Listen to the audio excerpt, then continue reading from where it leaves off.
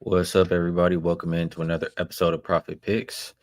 If you are new, we do always start this show by being transparent, but I can't remember the last time we did a show, Rob Veno. Holiday season, enjoying some time with the family. Um, but I will say, NFL has been disaster, definitely disaster. NBA got a little bit cold, I think, since we haven't been doing this show. But the past 2 days, Saturday and Sunday, I did win both my plays in the NBA. So we'll see if we can carry that into this week. Good to be back with you, Vino. How you doing? We're doing good, Skee. We're doing good. Yeah, it comes at you so fast and furious now. Even today, just going across the board, there's, maybe 80, 90 college basketball games too. So there's a lot going on. NFL was good to me yesterday. Another nice day. I had one loss, which was the Tampa Bay Miami game. No, yeah, Tampa Bay Miami game over the total, to which I now place Baker Mayfield on the hell no list. It'll be Carolina next Sunday or nothing for me because I'm sick of losing money on Tampa. But the rest of the card was good to me. So we had a profitable day. NBA actually is 4-1 last five plays. So we've been getting NBA right, which is nice. And look forward to maybe catching a couple more here tonight on this card. There's definitely some games that I have bet, some more I'm looking to, open up my wallet and get involved in. And there's some that I absolutely don't even want to think about. So obviously we're gonna spend less time on those ones. In this first game, might be in that category, Rob. Bucks and Hornets. Bucks open 2.5, look like 3 or 3.5. There's no Knipple. Cockburner out, Plumlee out. Giannis is playing. I mean, it looks real easy to me to go and bet the Bucks with Giannis in, but I have very little interest in doing it. So this is one I'm very likely to just push off to the side. How you feel about this one? I don't know. I got to ask you, did I fall into the easy trap because I bet Milwaukee already? You're probably yelling at me. No, don't look out, look out. But I did. I bet Milwaukee. Giannis came back. They won a couple of games. The injuries that you listed was another part of the handicap here. I think Charlotte's readjusting a little bit without Knipple in the lineup, who actually was a huge part, as we've talked about, most of the season for their offense. But I just feel like Milwaukee seems like a team that's got the right focus, that is becoming a little more cohesive with their leader back. The last two wins helped me get to this one. I didn't think the price was that bad. Now, granted, I got the better price, 2.5 rather than 3.5. So, if some bettors on this game are kind of shying away because of the movement upward, I still think there's probably a little room here. I just don't trust Charlotte defensively whatsoever. And I think Milwaukee's probably got to start stacking wins at some point. So I did play this one, played the Bucks. Not one of my strongest plays of the day, but I'm there. Bucks minus 2.5, which is, like I say, now it's up to 3.5. Suns and Wizards. I'm not super interested in this game. The total did take a nosedive though, from 240 all the way down to 232.5. And I'm looking, Grayson Allen, Ryan Dunn, Jalen Green, Mark Williams, all out for the Wizards. Keyshawn George, Kispert, Middleton, Whitmore, all out. A lot missing. I might just recommend Iguodaro, maybe his rebounds or something with him because he should get a lot more minutes with Mark Williams out. Other than that, not really interested in Suns at Wizards. Anything for you here, Ravino? And that was quite the fight, wasn't it? Alvarado against Mark Williams the other night. That was crazy. Um, I had interest in Phoenix before I went to the injury report just based on scheduling. Washington back to back wins, which never happens. Washington without rest. Phoenix rested. I thought I could play Phoenix, but the price looked a little high. Then when I went to the injury list, I just a lot missing from Phoenix as well as Washington. So I let it go. We don't have to talk too much about that one. Magic and Raptors. I want nothing to do with the Raptors without RJ Barrett, and especially without RJ and Jakob So that's the situation for them tonight. I believe they're also on a back to back. But there is travel involved for this Magic squad. Magic without Mo Wagner and Franz Wagner. Suggs is doubtful here tonight. You know, I just can't bet the Raptors without those two guys. They've showed me how terrible they've been all season long. So lean Magic, but yeah, the next few games I like a lot more than these first few. Yeah, I like a little bit of Orlando here simply because, again, of scheduling. Um, Toronto, not only back to back, but it was overtime with Golden State yesterday. So take a little more out of the legs that don't include, as you mentioned, um, Barrett and Pirtle. So I think Orlando's probably the right side here. Didn't think the price tag was too high. I could be talked into it by the time tip off comes. But I think if that's the case, I should probably play it now, Skee, because I don't know that that number's coming back toward Toronto anytime soon. Waiting on this one might cost me more. So I may get to this at -1.5 with the Orlando side. Yeah, I can understand that. Shout out to Mark in the chat. Appreciate you tapping in. We'll go over to a game I did get there with, and this is Nuggets and Heat. Opened up 2.5. Not a whole lot of movement there. Total, I mean, not a whole lot of movement, but 245. Pretty high total there. Injury report. Bam is probable. Hero and Rozier are both out for the Nuggets. Bates is out. Braun, Gordon, Cam Johnson, all out. For me, this is a Nuggets team that it just feels like they're starting to miss too much here, Rob Veno. I mean, they're a great team, but missing what is that? Three starters now. Um, they've lost two of their last three games. Meanwhile, the Heat are healthy. I mean, they played a big chunk of their season without Tyler Hero. It doesn't really move me too much when I see him out of the lineup anymore right now. Um, the Heat, the better defensive team. Heat have been the better rebounding team lately. Heat are at home. It just seems like this should be a Heat W. So I took the Heat side. I did grab the +2.5. What do you think about Nuggets and Heat? Yeah, actually, on the Nuggets side, these Braun and Gordon injuries or Brown and Gordon injuries have been in play for quite a while now. And we remember back to when Jamal Murray about a week and a half ago told us they just play faster. I mean, for Denver, it's a one-way ticket nowadays, Ski. I really don't even look at the game itself. I just look toward the total right now, 7-1 to the over with their team total. We talked about that a lot before we took the holidays off about how if you find them in 121, 122 range, it's automatic. Even if they climb even higher to the mid 120s, it's still a pretty good play. Their totals are 6-2. If you want to go back further, 11-3 over the course of the last 15 as far as full game totals are concerned. It just screams points when the Nuggets play. And with Miami, it just adds to what I think about offense happening here. Again, it's one that I know you call yours short list. It's something that I wrote down this morning and didn't pull the trigger on yet, but I don't know if you can make until you make these Nuggets games, 250 plus. I don't know that even this number is high enough, 244. Haven't played it yet. The only way I could play this game is some form of total, whether it be either one of these team totals, because Denver's defense hasn't been there this year, or the full game total. As I mentioned, I haven't played yet, but I wouldn't argue anybody off of playing over in any form of that game. I can understand that. I'm going to keep going down the list to Warriors and Nets. And man, this one opened 7 for the Warriors.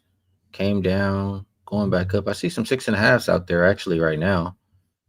As far as the total, it opened 225.5.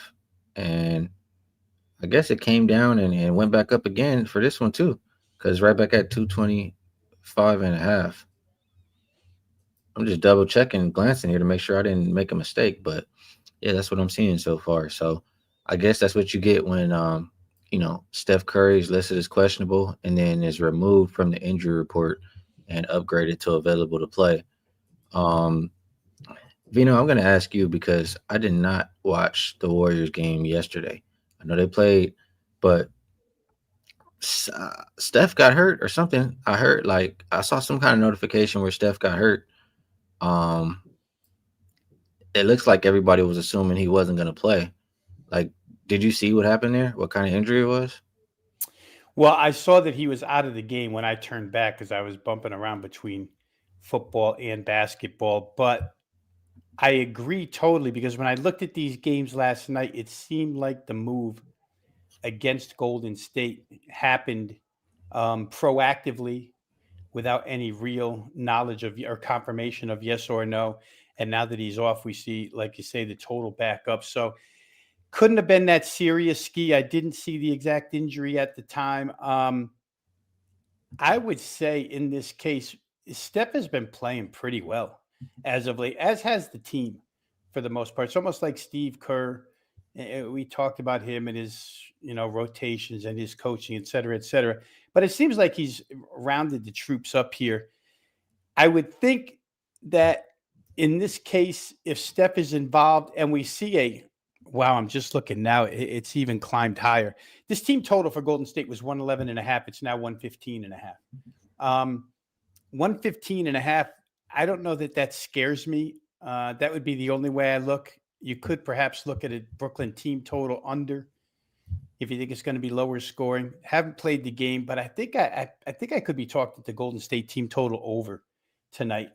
They've been playing pretty well on the offensive side. Now, that being said, you can't trust what Steve Kerr is going to do with these rotations in the second of back-to-backs. It's been a thing for a long time now. So, again, you got to have that little warning sign up when you go about that game. It does look like they're trying a little more now, though, to me. And, in fact, Jimmy Butler, as I scan the injury list now listed as probable as well. So, could be an instance where Golden State's going to come to play. Well, I guess which one do you trust more? I mean, Warriors Right. 119 plus in 7 of their last 8 games. Nets, if I'm not mistaken, Nets last 5 games, the number 1 defensive rated team, Rob Veno. They've held 5 straight opponents under 108. So, which one are you going to trust more here? Team's been scoring pretty good. Team that's been playing really, really good defense. The one thing I don't like here for the Nets side, as far as the defense, Cam Thomas, that's going to make the defense look, a little bit worse. He's going to give you some baskets, but it's going to make the defense look a little bit worse. So that's what held me off of. I was thinking Golden State team total under, honestly, and I was thinking Steph was not going to play. So now Steph in, I can't bet the team total under, but I can potentially still get there with a Nets team playing really good defense at home, and having a couple bucket getters in the lineup to keep it within reach. MPJ and Cam Thomas. I think the Nets at 6.5 might be a little bit too many points still. Any last thoughts before we move on? Yeah, and again, in that corner, Ski, in the Brooklyn corner, is always, as I mentioned, Steve Kerr on back-to-backs with his coaching techniques are just, you don't know what you're going to get from him. You may get Steph, but you may get 22 minutes of Steph. You know what I mean? You don't know what you're getting from that side.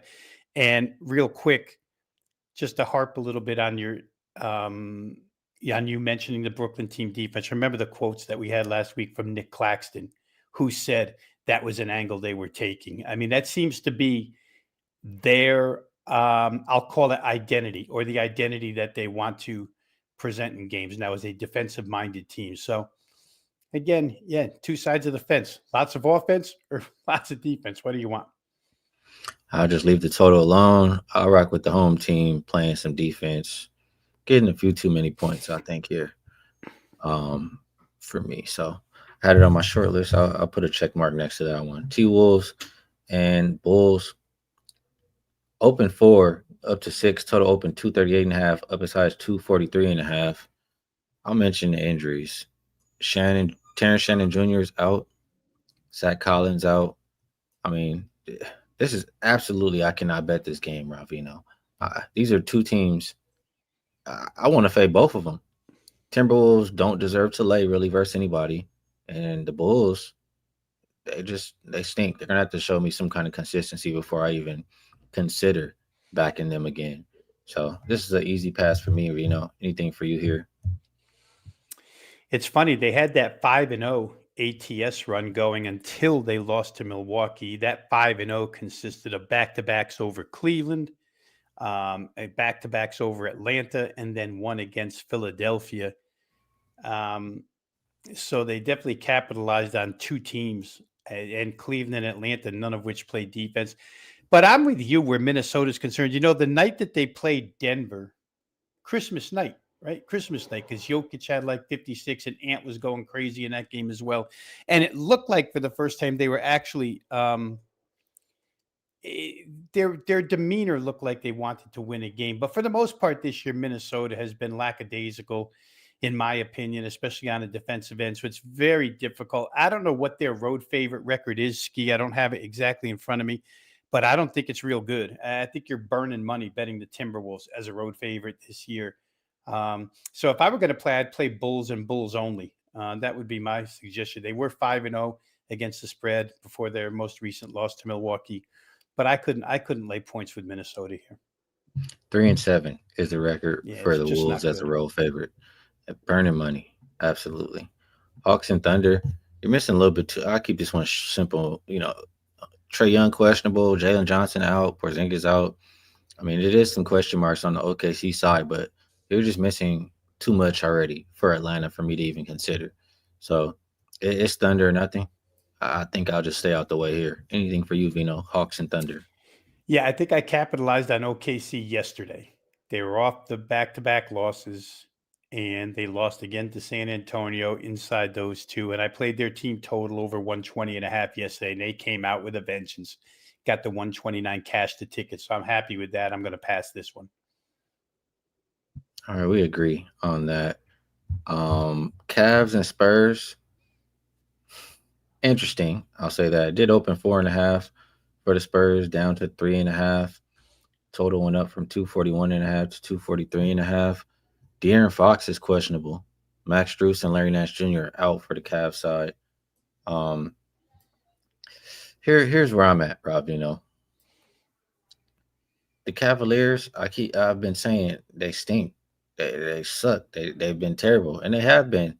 They've been extremely underachieving this season.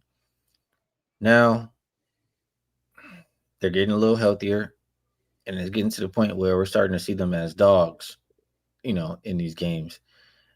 Maybe they're going to become, or maybe they are undervalued now. For the Spurs, I think De'Aaron Fox is a big deal.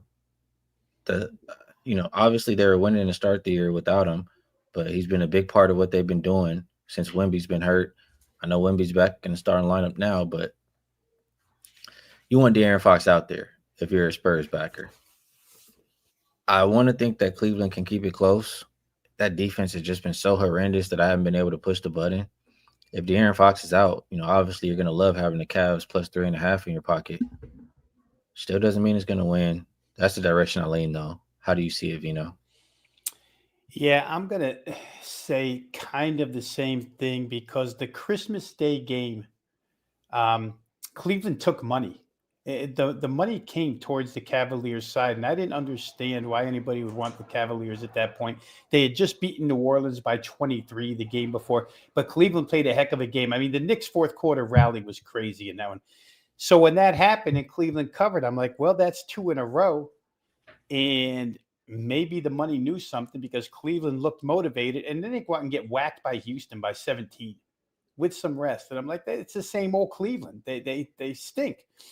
And now we're in a situation where they're taking a little bit of money, and they're taking it obviously because the De'Aaron Fox injury or potential injury is being played as a fate of San Antonio here. Boy, I'm not sure. I mean, I would love to have De'Aaron Fox in there as well, but I think this game can reach the total. I mean, San Antonio, for all of their good play as of late, I don't know that anybody stops Cleveland from scoring when they're right. Houston did the other night, so I shouldn't say that because Cleveland only got to 100 against Houston. But I find Houston to be a far better rebounding defensive team than the Spurs. The Spurs play with a little more pace than Houston. I could look over here, Skee. 243.5, I think, is doable by these two teams. if I just think back to that Christmas Day game between the Knicks and Cleveland, that one was like 250 when it landed. And the Knicks play ultra slow, but Cleveland gives up buckets like crazy. So I don't know. I think I could look it over. I can't play the game. I think it's priced in a spot where I don't want to trust Cleveland only taking 3 points. Pacers and Rockets. This is going to be a pass for me. I like the last 2 games on the NBA slate. This one, I do not. Anything for you here, Vino? I think Houston team total is live here, 118.5. Indiana has just abandoned defense the last week. So to me, Houston can name their number in this one. I just want to check and see if if this is the front end of back-to-backs for them. And it's not. They won't play again until, am I reading the schedule wrong? Do they have back-to-backs tomorrow? First I thought no. I'll tell you right now. The Rockets. Get there, Rockets. I'm seeing 2 different things. No. Yeah, they have a day off in between. So for me, like I said, I think Houston team total is really live here, simply based on the fact that Indiana's defense is, I don't even know what word. How about wretched? It's been that bad, horrendous, miserable. It's a bad defense right now. All right, we'll move it on over to Knicks at Pelicans. Opened up -6. Looks like 8 or 8.5. Total open 240.5 up to 246.5. Don't see too many injuries here. Well, actually, Alvarado out. Herb Jones out. My bad on that. And I do see injuries. Josh Hart, Mitchell Robinson, Shamet, all out. Tyler Kolek is questionable. McBride, probable. Could get him back out there.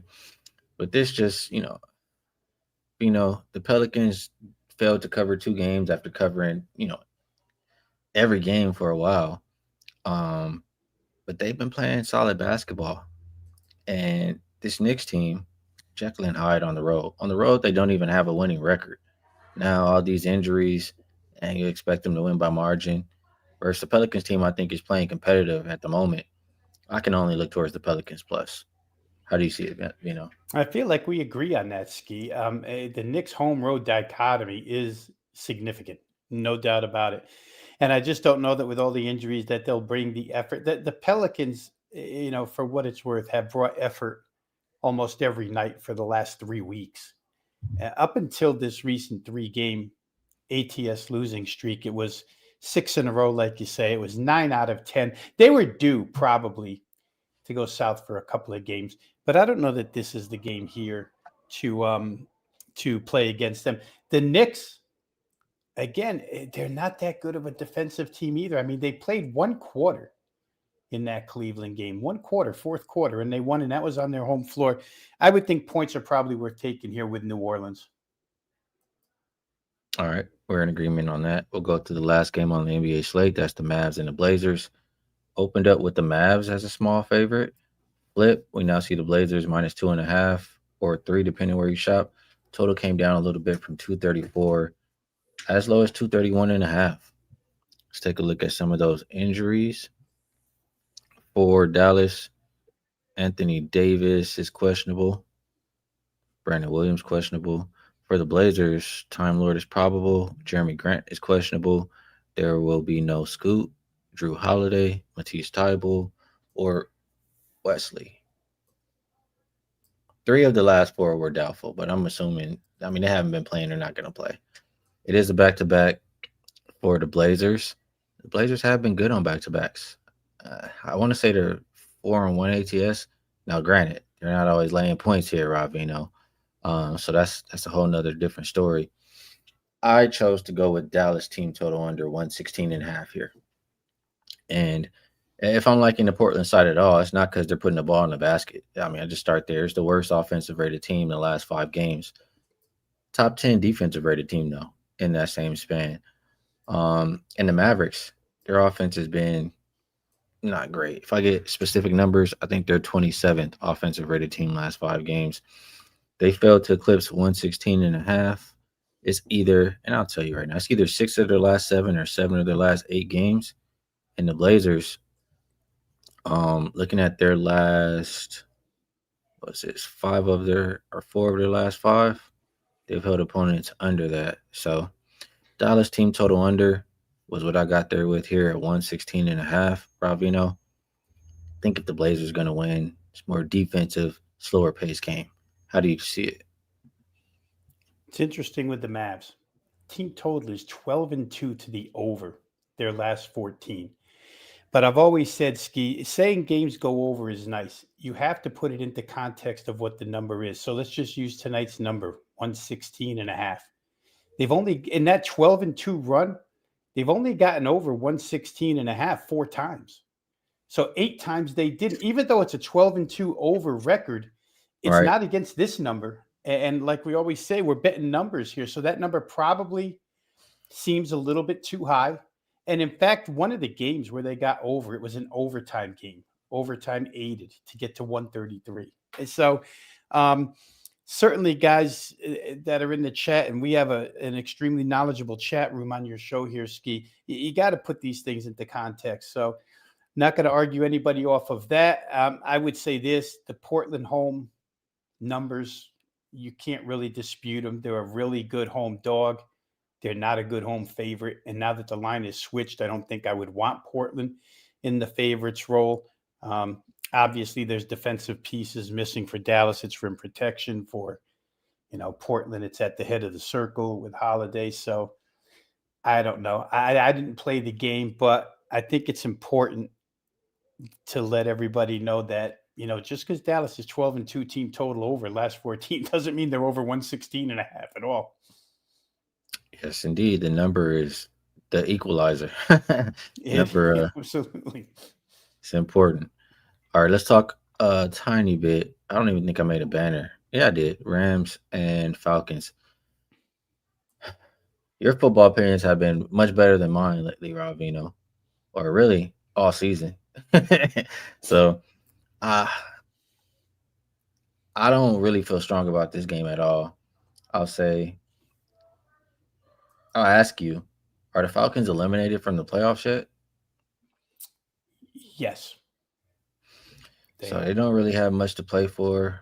I don't really like backing teams like that. I did that. It just doesn't turn out well for me too often. So I'll lean Rams. Curious what you like here, Rams and Falcons. Yeah, with the Rams Ski, I think that they become a very predictable team. They're going to score on anybody. Just doesn't matter. Their offense is that good. And even without Devontae Adams in the last game, it was that good. They lit up Seattle offensively. But their defense is just no good right now. And in fact, a lot of the quotes that I read coming out of Rams camp is there are concerns about this defense heading into the playoffs. So they got to outscore people. I think it probably brings you to two choices here. Either you play the Rams team total over 28.5, or you include the Falcons and think that they're good enough to score on this mediocre, let's call them, Rams defense, and you bet the full game under. I think the Falcons at home, I think this is their final home game, if I'm not mistaken. But I think in an whether it is or not, doesn't factor in as much as this being an isolated Monday night game at home. They're going to play. Bijan Robinson's going to play hard. The whole offense is going to play hard. So I think I'd rather include them and bet over 48.5. But I could easily make two bets on this game and play Rams team total over 28.5 because they're headed for 30. They'll score 30 on anybody. And in these conditions, over the weekend, we saw a lot of bad weather conditions. Obviously, in Atlanta, you don't have that situation.